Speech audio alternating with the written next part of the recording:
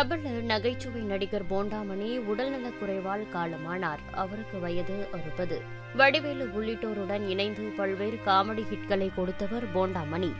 இலங்கையை பூர்வீகமாக கொண்ட இவர் கடந்த 1991ஆம் ஆண்டு வெளியான பவுனு பவுனுதான் படத்தின் மூலம் தமிழ் திரையுலகிற்கு அறிமுகமானார்.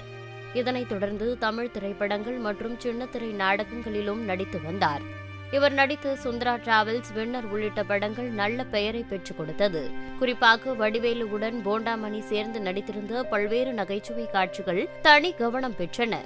இதனிடையே கடந்த சில ஆண்டுகளாக சிறுநீரக பிரச்சனையால் போண்டாமணி பாதிக்கப்பட்டிருந்தார். அவரது சிறுநீரகம் செயலிழந்து சென்னை ஓமந்தூரார் அரசு மருத்துவமனையில் சிகிச்சை பெற்று வந்த நிலையில் சிகிச்சை முடிந்து ஓய்வெடுத்து வந்தார். இந்த நிலையில் நேற்று இரவு பல்லாவரத்தில் உள்ள இல்லத்தில் போண்டாமணி திடீரென உடல்நலக் குறைவு ஏற்பட்டு மயங்கி விழுந்துள்ளார். உடனடியாக ஆம்புலன்ஸ் மூலமாக குரோம்பேட்டை அரசு மருத்துவமனைக்கு அழைத்து சென்றுள்ளனர்.